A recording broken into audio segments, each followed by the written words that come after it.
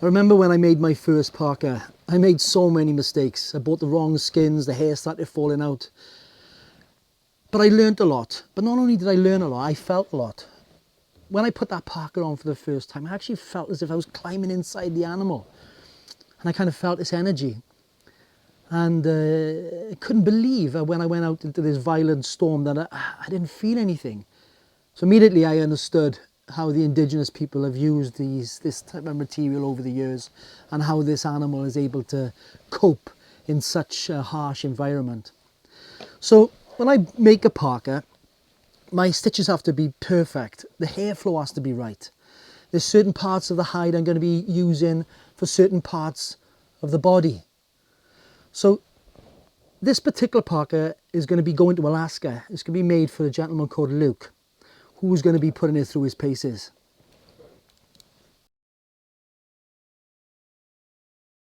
The ulu, it's an Inuit tool used by women because the women had the responsibility of making the clothing from the reindeer or the caribou hides. The needles, obviously years ago they wouldn't have had steel needles, they would have used rib bones from certain types of duck or geese. Now this particular needle is called a glover needle, so I don't need to pre-punch or use a bradawl to make a hole first.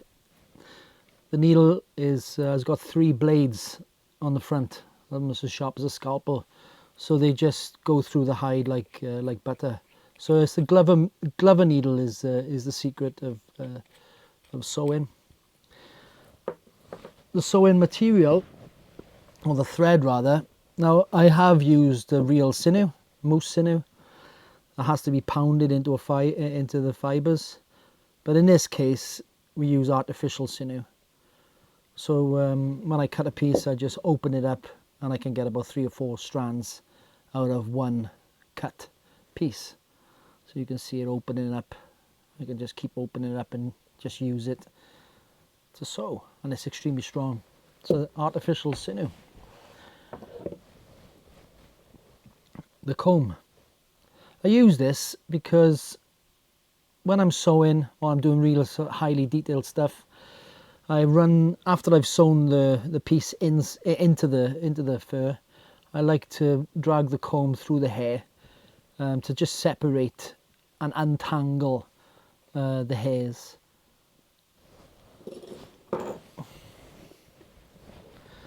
The scissors. I never ever cut fur with the scissors, apart from only one time, is when I'm cutting the hairs to make room for the edging or for the piping. Other than that, I never ever use the scissors to cut the fur. You'll absolutely ruin it. So there's only one time I'll ever use it for, and that's to make room for the edging or the piping or the leather piping that goes around the sleeves or the base of the parka.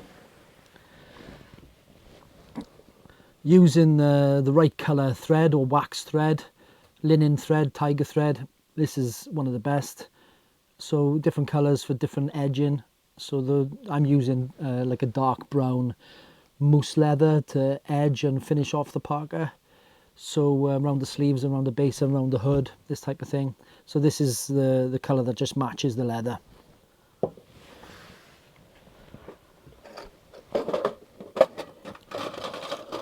These little clips, paper clips, or not so much paper clips, but you know what I mean, I can't think of the name. But these are really handy for holding things in place. So I use these quite often. These bigger ones for when I have to take a big pinch of fur. So they're really helpful. And the scalpel for doing some cuts, or if I have to do some intricate things, I can just take the skin away or cut the skin with a scalpel. It's kind of handy. And just make a little bit of room.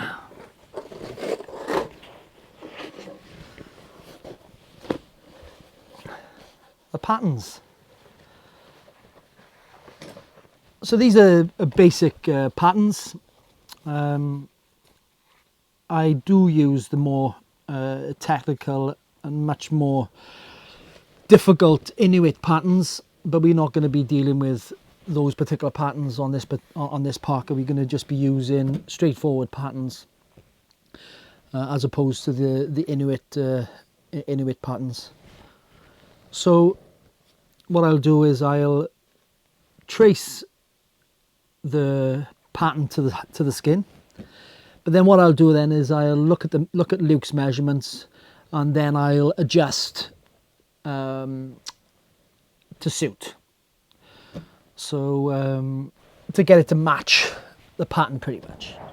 But his this pattern is not to Luke's measurements. So when I trace or when I put it on top, that's when I manipulate it a bit to suit Luke's measurements. But this is just pretty much just a guide, really.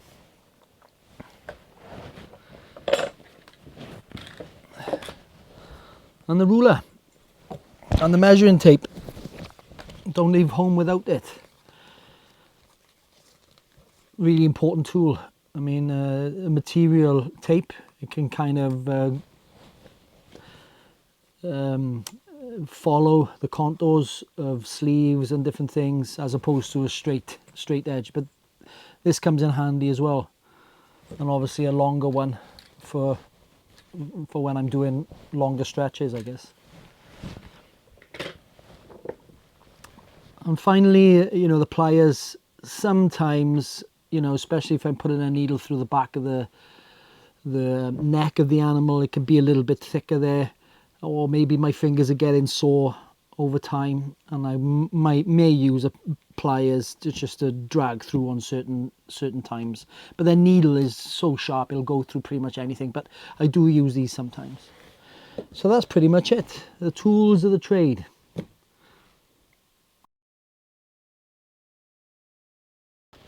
So what I'm doing now is I've just transferred the template onto the skin. I'm just getting a rough idea of Luke's measurements. Size, I'm going to make his chest 120, even though he's smaller than that, because you always got to allow more. So I'm just going to mark a few little marks on the skin, so I know where. Nothing technical in this, not really. Shoulder 22, yeah, so okay, so this is the back. So I'm just going to mark around.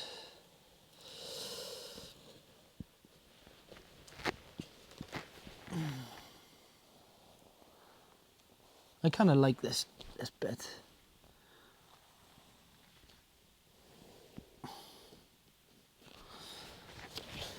I mean, the Inuit patterns, there's so much more technical in this, but these are great anyway.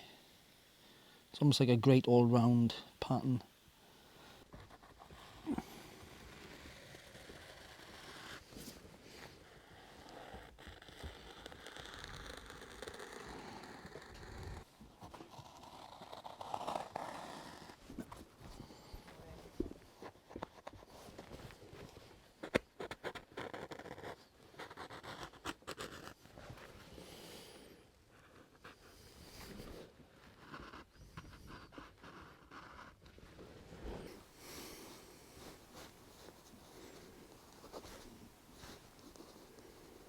So when you mark out onto a skin, there's always a little issue on the edges around the stomach area of the animal, where it can be a little bit thin or a little bit loose. So for example, I've got this really horrible loose area here. So what I'm going to do is I'm going to cut a V, or cut it away really, and sew it back together to get rid of this excess, so it sits flat. It's really important that you do that. So I'm just going to split the fibres and extract a thread. Like the way that I sew is I sew away from me. When traditionally the Inuit women always sew towards themselves.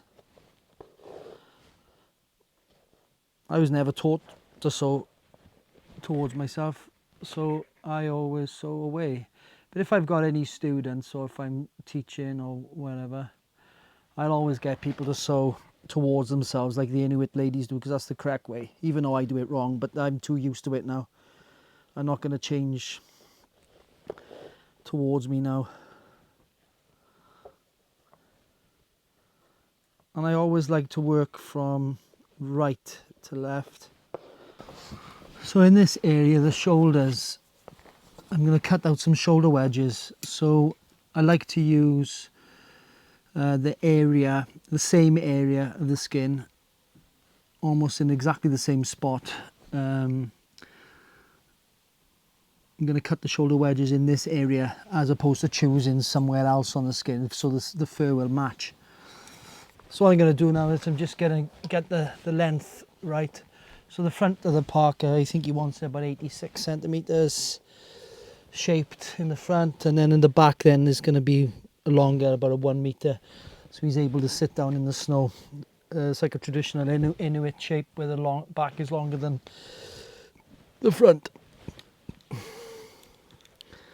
So what's this? This is 80, so I'm gonna have to cut this off, and then I'll sew an extra bit on, but the fur has to match.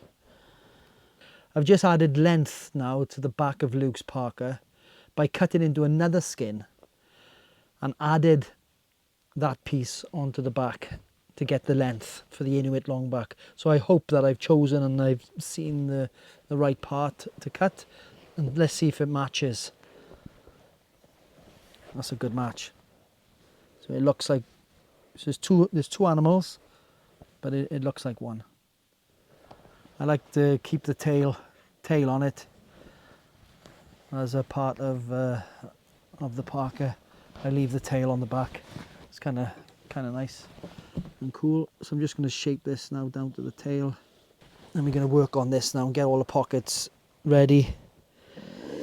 I'm finished before we cut out the arms and sew it together.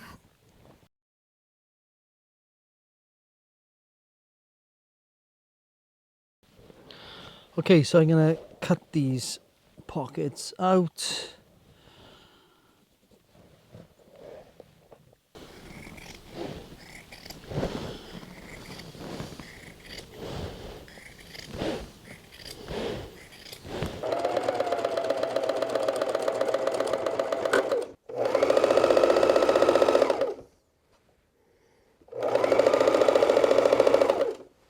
Okay, so the pockets now have been sewn together and placed in the right position.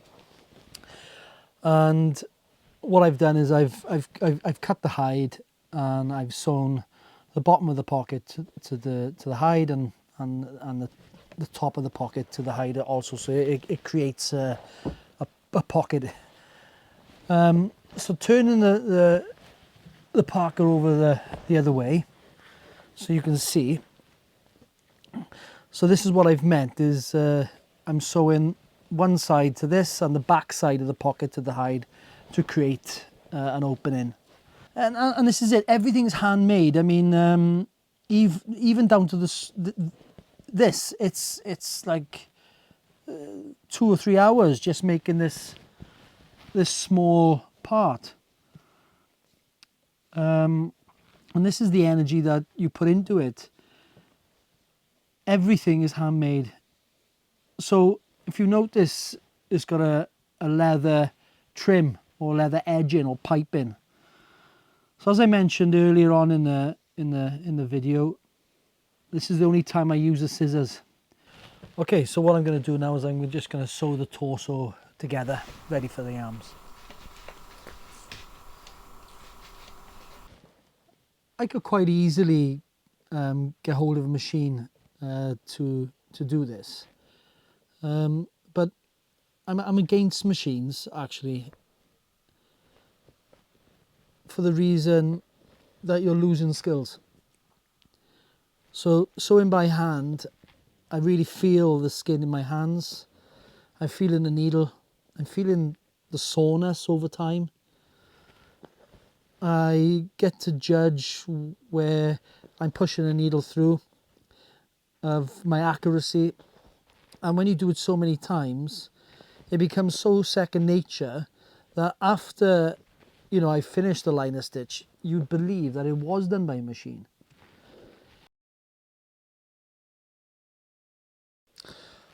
So now we're on the arms.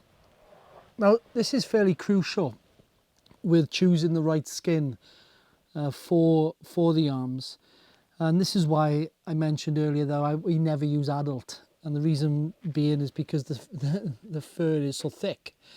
So this is a calf skin, and we're looking at about 2 centimeters length hair, and the quality is just second to none. It's just insane. It's just such a beautiful quality of hide. Now, if you visualize me making the arm, it needs to be flexible, where I can move my arm. So this is why calf skin is imperative. If I was using adult hides now, I would struggle to bend my arm. It would be too bulky. I'd be like the Michelin man, and it wouldn't work. So this is why the skins are imperative. On 20 millimeters, 2 centimeters of hair, that's it. Any more than that and you'll experience bulk in the arm. So I'm always very conscious of hair flow. So when I'm making the arms, the hair should always go down the arm and not up the arm. Yes, you can save on hides. You can maybe save money if you maybe got 2 arms out of 1 hide, but you'll have 1 flow of hair going down and the other flow of hair going up. In my book, that's just against the rules. Hair flow is really important when it comes down to making a parka, and your quality and your reputation is at stake. So it has to be done exactly the same way as indigenous people did it years ago, or don't do it at all. So to get the arm measurement 100% accurate and right, I'm going to measure the opening first. I always work in millimeters, never in inches. Millimeters are far more accurate.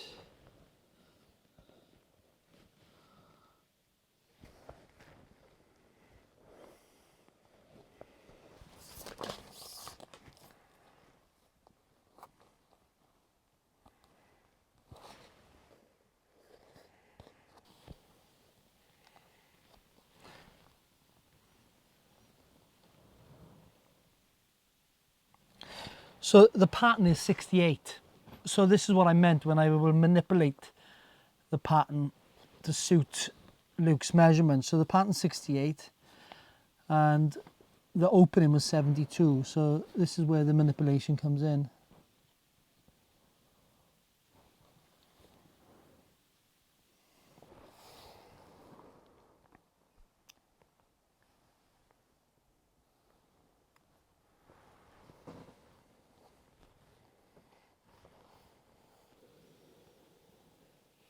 It's interesting when I'm working with patterns is that I get to know people's sizes.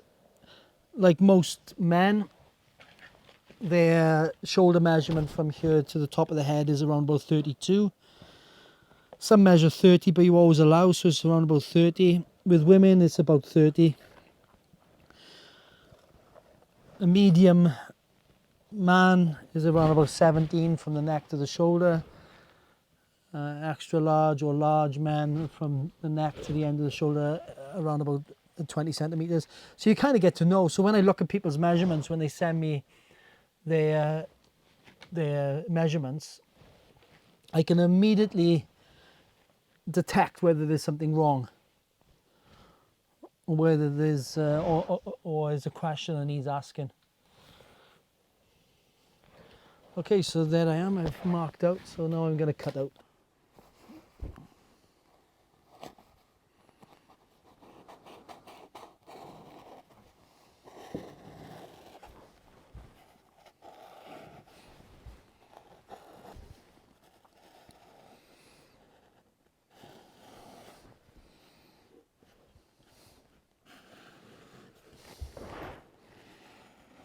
So now the arm is cut out, I'm just going to sew it together.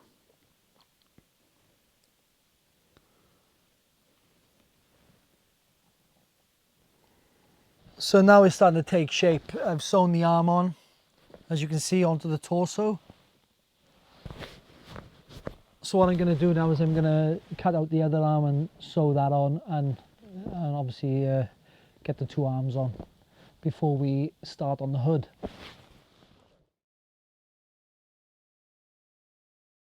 So now I'm going to be working on the hood. And it's interesting with indigenous cultures and the hide itself is the area on the hide which is connected to the head. We use that for the hood. The area connected to the legs we use for boots or our feet or our trousers and this type of thing. So parts of the animal, parts of the animal's anatomy is the parts that we sew together for our clothing in the same areas. So all parts of the hood I use are in the neck area, for example. So this is the neck area of the reindeer, and this is what I'm going to be using for the hood. Traditionally, the animal's complete head was skinned and kept in its original state, and then the actual head of the animal was made into the hood, and the ears were actually used as vents, air vents, because when you put a parka on you can overheat, especially in the head area. So when the head of the animal was prepared, the actual head, or the shape of the head, was used in the hood, and the ears acted as vents. Okay, so now I've cut out the hood. I cut out the left and I've cut out the right. So now pretty much all it needs to happen now is I'm going to be cutting a wedge. So this is another part of the hood. So it gives it its width, and then we're going to sew it together. Okay, so now the hood has been sewn together, as you can see.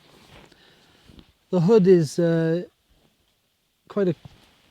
It's not as easy what it looks. The hood, it's more complicated than what you think. But anyway, that's on. And it's amazing how warm the hood actually is, because you release most of your heat from your head. So putting a reindeer hood over you, it can be rather hot, to say the least. But anyway, that's finished. We've got the two arms on now, and the front pocket, so it's starting to take shape. So it's starting to come alive now. So what's next is the fact that I'm going to line this now, the parka, with a red wool lining as requested by Luke. So now what I'm doing now is I'm getting ready to line the parka. So I'm cutting out the same process pretty much with the fur, but with wool instead. But now I'm going to be using a sewing machine on this. This is not going to be done by hand. So I'm going to allow quite a lot, at least 2 centimeters all the way around, to give myself an allowance. I love the noise of the scissors when it cuts. Nice sharp scissors, it sounds lovely.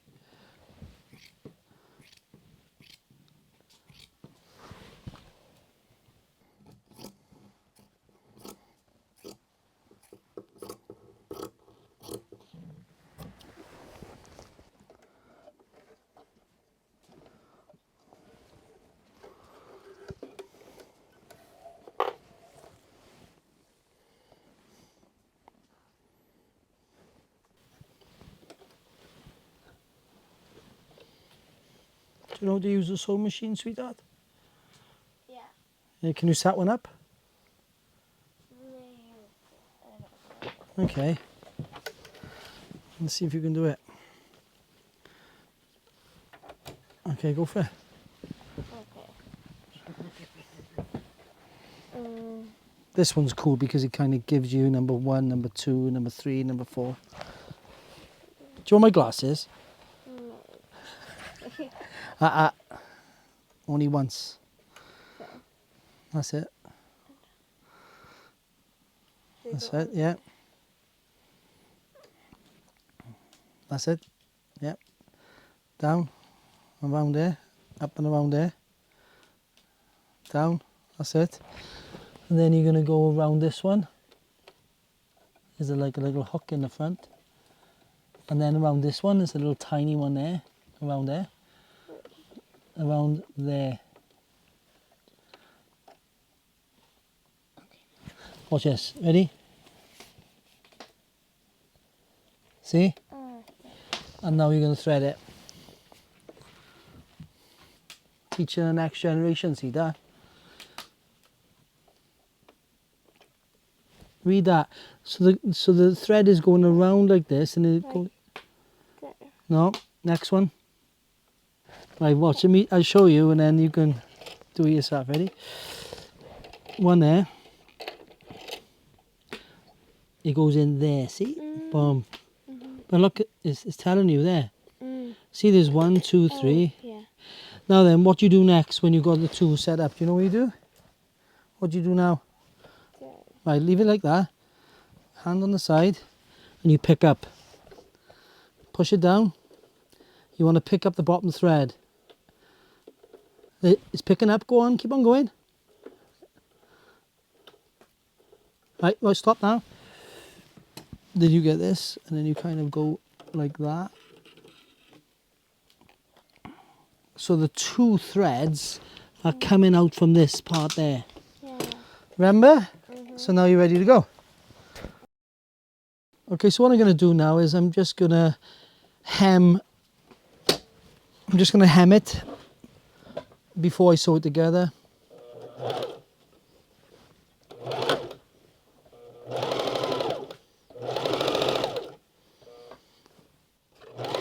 It's always good to hem felt because it does have the tendency to unravel.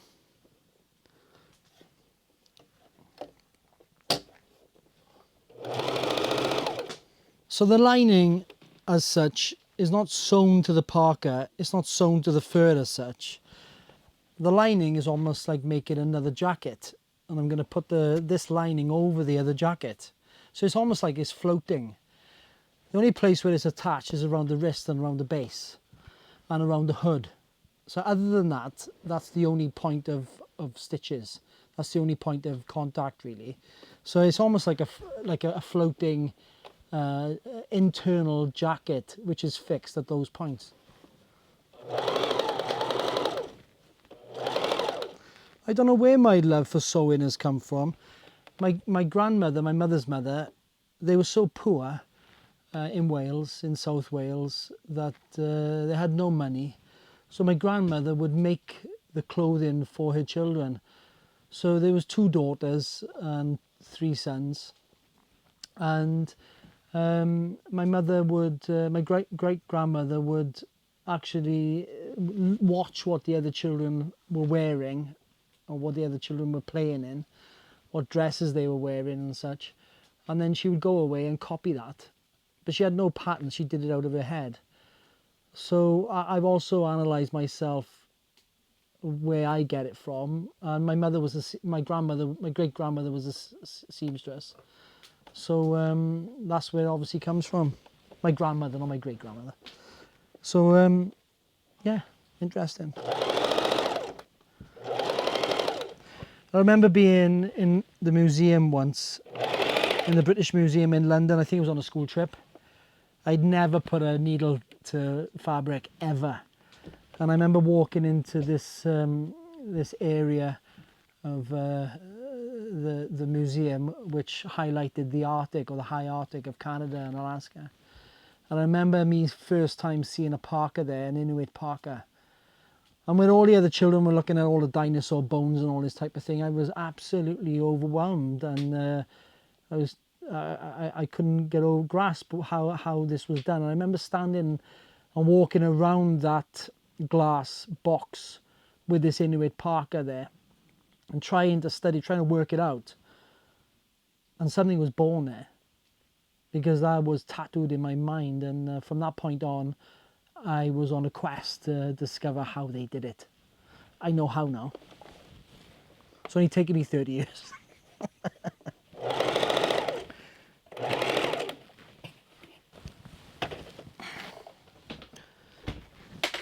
Okay, so there we have it. The arm has been cut out and lined. This is the lining, and then I'm just basically going to mount the lining onto the parka and basically line the whole thing. And then I'm going to sew it together by hand on the edges. So now, as I said, I was going to complete the parka with the red lining. So this is what it looks like now. So it's really taking shape now. And with a beautiful red, high quality wool lining. This is where I'm at now before we continue with the next stage. So the next stage now here is that I'm going to actually hand make a ruff, and I'm going to place a zip into the chest area here, from the neck, from the base of the neck to the chest. There's going to be a small zip. So that's the next step, pretty much before we finish it. I have put some zips in already, but I can show you them a little bit later. So next stage now is to make the ruff and to put this little zip in. So now, you remember when I said about I never cut fur with the scissors apart from only one time? Well, this is it. So what I'm going to do now is I'm going to cut about 1 centimetre of fur away from the edge, all the way around, to make room for that piping or that leather edging to hold back the fur and to finish the parka off. So this is what I'm going to do. I'm going to put the scissors in as closely as I can to the edge, and I'm just going to cut 1 centimetre away. I've been doing this for quite a while now, so I kind of can judge it. That's very important, because reindeer hair gets absolutely everywhere, is to have a bin handy and to get rid of it as you go. This is probably one of the most laborious parts of making a parka, is the edging, or the leather edging, to finish it all off. But it's quite satisfying actually when you actually cut. It is one of those satisfying things to do, because the hairs on the reindeer are tubular. So when you actually do cut, you can actually see this, at the fact that they are tubular, very dense, You know, you can see why the animal can withstand crazy temperatures. So now I'm ready to cut a piece of this moose leather to create the edging or the piping. Oh, it smells so nice. I love the smell of leather. So I'm just going to cut about 3 centimeters of edging. Now about 3 centimeters bang on without even measuring. We're doing it too long.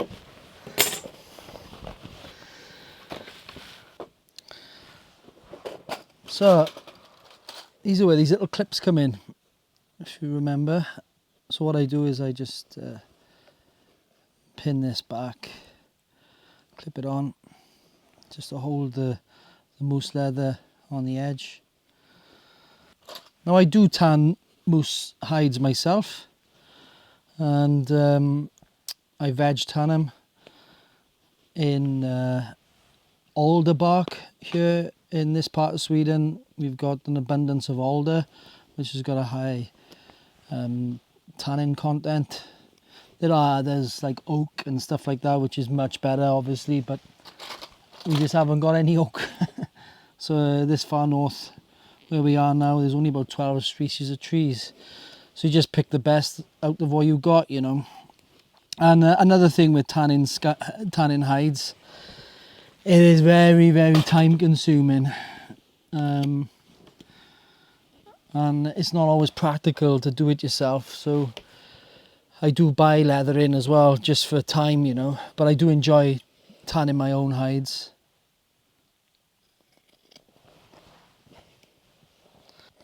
And this is what I find with a lot of things that we buy, you know, the knowledge behind it is not there. It's interesting, recently I was invited over to Greenland by the Inuit communities of Sissamute, where I run some workshops with Inuit people, teaching them how to work with reindeer or caribou, and how to sew and how to make clothing and stuff, because with the caribou specifically, it's lost 2 generations of knowledge, where the Inuit people from the last 2 generations, you know, would have been working with the caribou and making clothing, winter clothing. Sealskin is not warm enough for that type of environment. It's more of an autumn clothing, but caribou was the winter clothing. But the skills are not there anymore. I was talking to an old Inuit woman, and she remembers her great-grandmother, not a mother, but a great-grandmother, biting the skins to make them soft, and how her teeth were so worn down. But her parents knew about it, but never did it themselves. And she never did it, but had a little bit of knowledge. But it was the knowledge was starting to be lost. So when these old people, these old Inuit elders, when they die, and they don't pass on the knowledge, and this is the shame, you know, they have to invite the Welshman over who lives in Sweden, who's been doing this for 30 years to help. And this is the same thing all over the world, really, with indigenous cultures, is that we've relied on, you know, technology.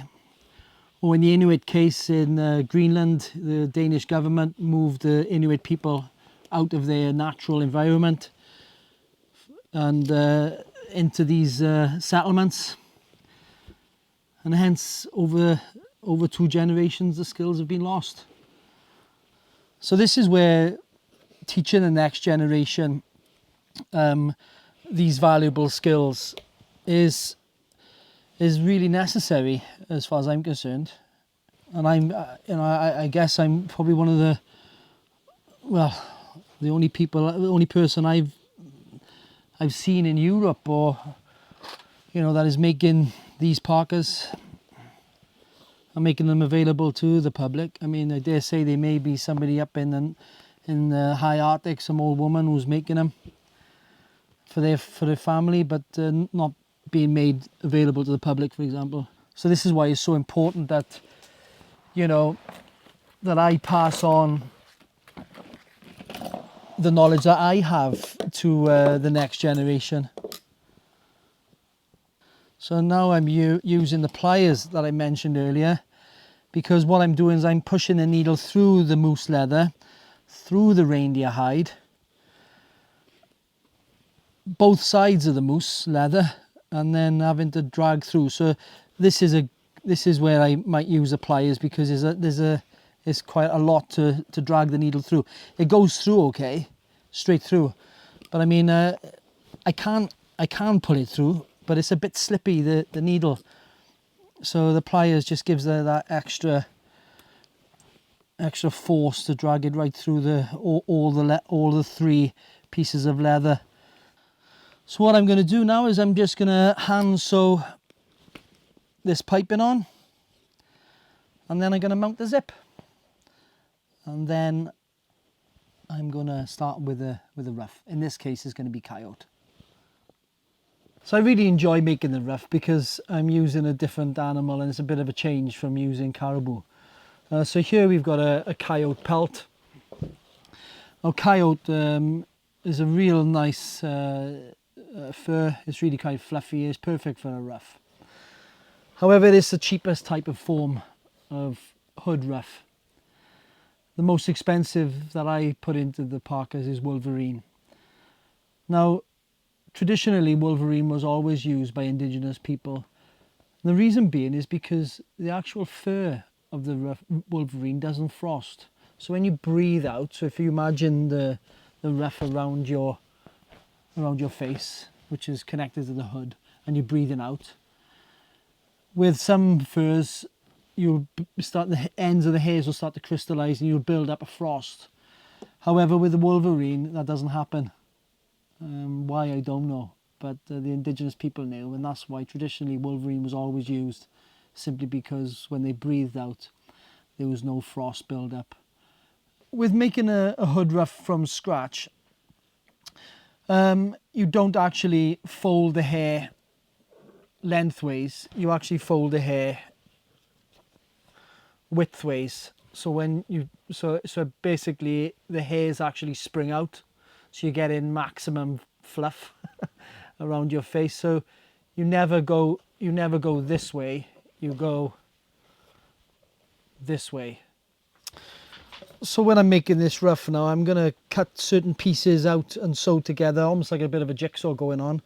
So I'm taking the middle part of the coyote where it's most dense, and then bring those together to create more of a fuller hood ruff. So that's what I'm going to do now. This time I'm going to use a scalpel, because I can use a ulu, but it's a little bit big, so I'm just going to use a nice light little scalpel. I love pulling apart the coyote hair because it's so dense, and it's almost like Velcro. When you pull, it's almost like you have to almost shake it off. It's so dense. Yeah, so it's interesting with the reindeer here in Sweden, because the Sami have got the rights to the reindeer. So where I get my skins from is I have a Sami contact, and I buy my calf skins off that contact that's supporting the Sami culture by buying the reindeer. So everything's sustainable with the reindeer as such. They're not throwing the skins away, you know, we're using them. But it's quite difficult to get the calf skin as such. You kind of, I'm lucky to have those contacts with the calf skins. So here it is. I've mounted a leather strip or some piping to the ruff, ready to be mounted to the hood. So now I'm going to get the comb, and we're going to just open the hairs up, making sure there's no tangles after it being sewn together. Yeah, you can feel it catching, so I know that when I'm starting to feel things catch the comb, then I know that there's obviously a little knot there somewhere. So what I'm going to do now is I'm going to sew this ruff to the hood, and well, that's the next stage.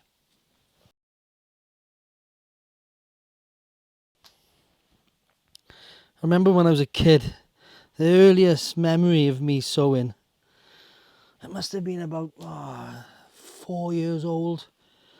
And in Wales, in the primary school, we had, those little pieces of cloth with holes in it, like a check.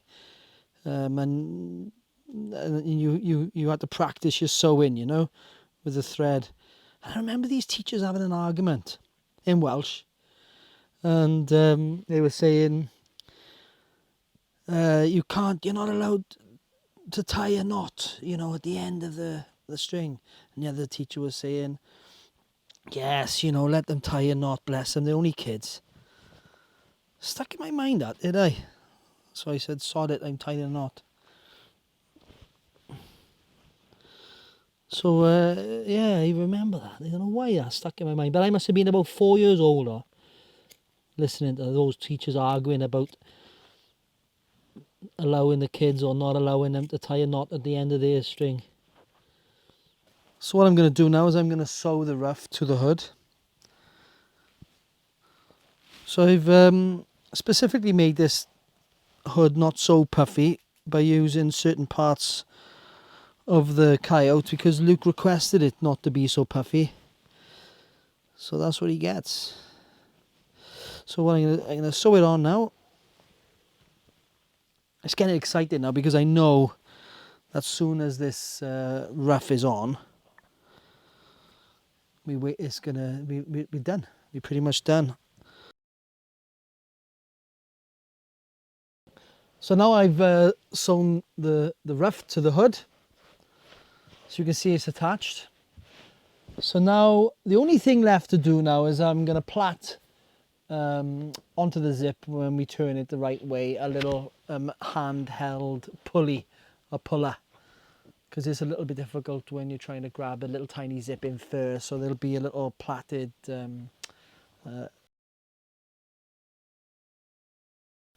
so now we're ready to turn it the right way. So this is it. I work on the Parka inside out for the majority of the time, so I don't even know what it looks like, not really.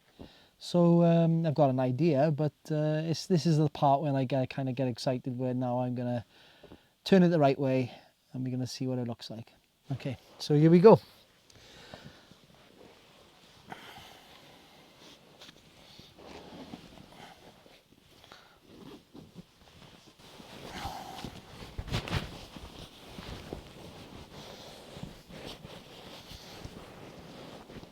I like this bit because it kind of flicks out like this, watch.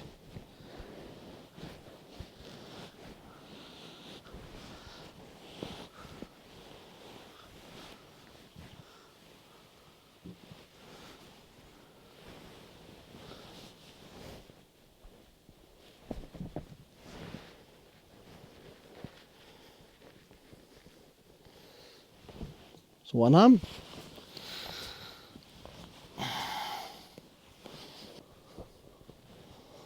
It's exciting.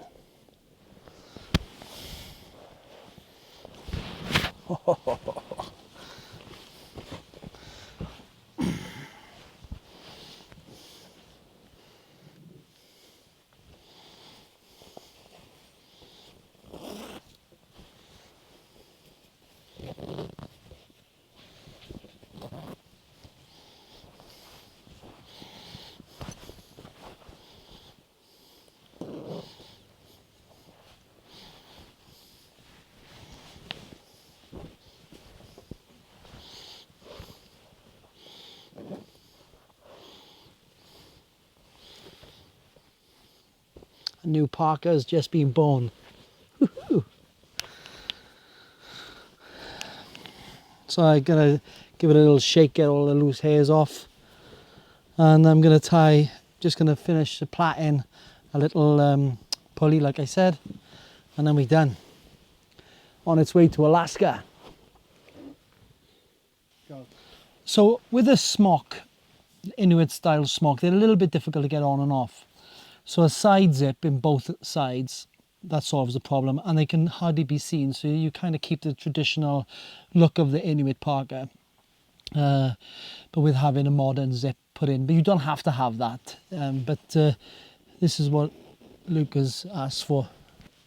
So every time I finish a parka, you know, and I have to post it and I never see it again, you know, you do get attached to your work, you know.